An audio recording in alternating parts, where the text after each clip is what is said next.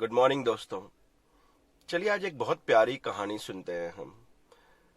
तो बात है किसी बड़े शहर के एक कॉलेज की, जहां पर एक प्रोफेसर जो है वो पढ़ा रहे हैं। प्रोफेसर पढ़ा रहे हैं और सारे स्टूडेंट जो है वो बड़े ध्यान से सुन रहे हैं, उनको रिस्पॉन्ड कर रहे हैं। लेकिन एक लड़का है जो बिल्कुल ध्यान नहीं दे रहा। वो बिल्कुल समझना नहीं चाहता, या शायद उसका कंसंट्रेशन लेवल किसी वजह से डिस्टर्ब है। प्रोफेसर का ध्यान उस पर जाता है, वो 1 2 3 दिन के लिए इग्नोर करते हैं।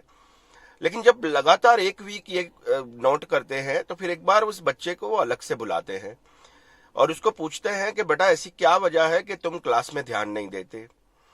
लड़का बोलता है, सर मेरे पास्ट में कुछ ऐसा हो गया है, कुछ ऐसा दुखी कहानी हो गई है कि अब मैं कुछ भी काम करता हूँ वो चीजें याद आती है और वो चीजें मुझे खुश नहीं रहने देती। प्रोफेसर जो है उस लड़के को उस शाम अपने घर पे बुलाते हैं। लड़का जब घर पे आता है तो उसको ड्राइंग रूम में बिठाते हैं और वो खुद किचन में चले जाते हैं।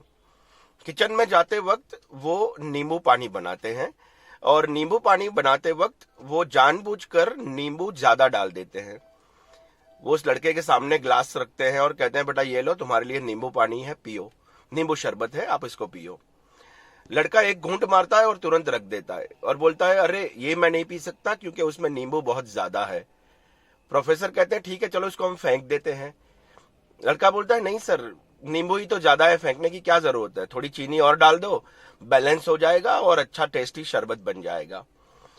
प्रोफेसर उसको समझाते हैं कि देखो बेटा, जिस तरह से इस ग्लास में मैंने जानबूझकर नींबू ज्यादा डाला था, उसी तरह से हमारी जिंदगी में कई बार ऐसा कुछ हो जाता है जो शायद जिसकी वजह से हमको लगता है कि हमें अपनी जिंदगी बिल्कुल बेकार हो गई है या तो फिर इसको फेंक देना चाहिए। लेकिन ऐसा नहीं है। पास्ट जो है वो हमेशा सिर्फ याद रखने के लिए नहीं होता, सिर्फ सबक सीखने के लिए होता है। और जिस तरह से इस ग्लास में ज्यादा नींबू होने की वजह से हमने शक्कर ज्यादा डाली तो सही बैलेंस हो गया, उसी तरह अगर जिंदगी में कुछ ऐसा हादसा हुआ है तो उसको भूल जाओ और बहुत सारा प्यार बांटो। ये दुनिया जो है वो ईश्वर ने बनाई है इसलिए कि हम एक दूसरे से आपस में प्यार करें। मेरी बात हमेशा याद रखना, ये जिंदगी बहुत खूबसूरत है और ये जिंदगी जो है वो कड़वी यादों के लिए नहीं है, बल्कि हम आपस में एक दूसरे से मिले, बहुत सारा प्यार बांटे और बहुत सारी अच्छी उम्मीदें एक दूसरे से लगाए और एक दूसरे को सपोर्ट करें।